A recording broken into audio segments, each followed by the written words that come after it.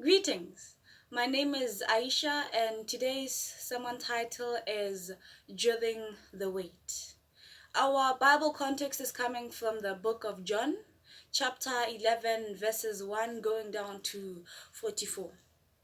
Here we see two sisters, namely Mary and Martha, who find themselves in a dreadful situation where their brother Lazarus is on his deathbed. So what they do is they call to the Messiah. They call the Messiah to help them. They call the Messiah to heal their brother, to help his dear friend. You see, with the death of a family member that is facing Mary and Martha, they still look to the creator of the person who's in the deathbed. You see, it's quite fascinating how sometimes we forget that our creator is the perfect potter. They did not look away from the Messiah, instead they kept on looking at the Messiah and they asked for help. You need to look at the Messiah when it's tough. You need to look at the Messiah to help you, for he will hear your prayers and he will answer you.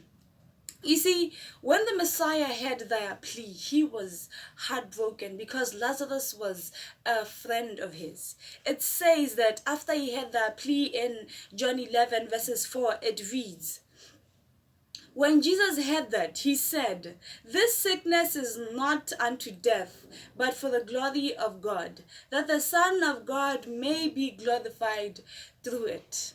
What fascinates me here is the Messiah does not just see his friend's sickness as a downfall, as a fall, but he also sees it as a glorification of the Son of God, a glorification of God himself. You need to take your trials and tribulations and you need to own them. You need to say that these scars actually prove that God can carry me through it.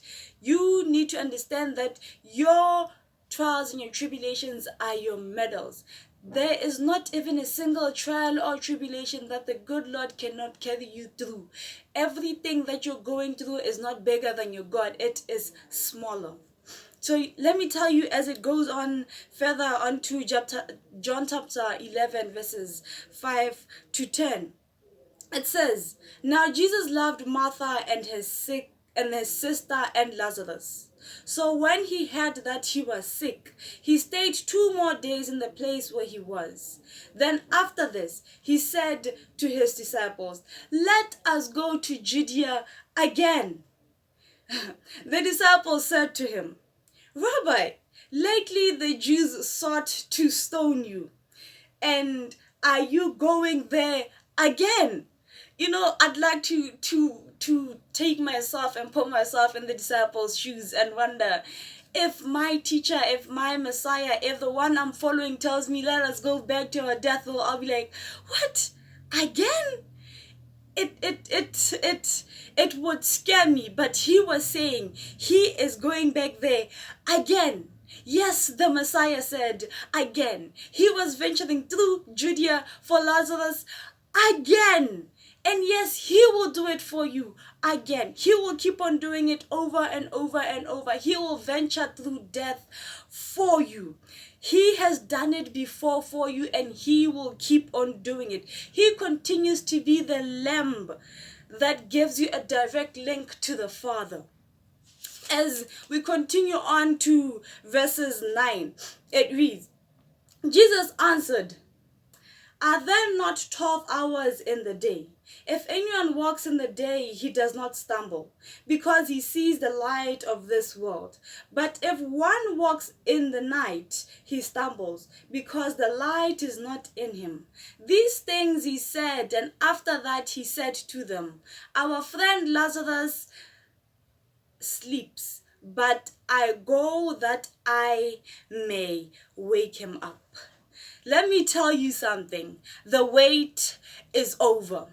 During that period when you feel like you are waiting and then there's no answer, let me tell you something. The wait is over. For the good Lord has stopped sitting at a place. He is walking towards you. Your answer has already arrived. The wait is over. You see, You see, when Mary and Martha were pleading for a healer, the Creator Himself ventured through death to go directly to them. He went to them to give them the answer. He came to them in the biggest time of need. He never left them, nor did He forsake them. You see, you don't understand this when I say that He never forsook them. You see, God keeps on telling us this over and over and over, that I will never leave you, nor will I forsake you. You look at Deuteronomy 31 verses 6, He says the same thing, that I will never leave you, nor will I forsake you. You look at Joshua 1 verses 5, He tells Joshua that the way I did it for Moses, I will do it for you. I will never leave you, nor will I forsake you. We go into Hebrews 13 verses 5, it tells us that He Himself has uttered these words, that He will never leave you, nor will He forsake you. So I am telling you this, my brother, I'm telling you this, my sister. Hold on. Hold on, but understand that the wait is over. Because the good Lord has died for your sins, so you are no longer a slave of sin. You have been redeemed. You have been saved. Your answer has already made its way to you. If the good Lord was able to do it, then He keeps on doing it even at this specific moment. Let me tell you something. The fact that He did not leave a single soul during the Exodus when He was with Moses, He will do it for you. The fact that He traveled through Judea and saved Lazarus, it means that He will do it for you. The fact that He looked at death in its eyes when He was crucified with you specifically in His mind means that the wait is over.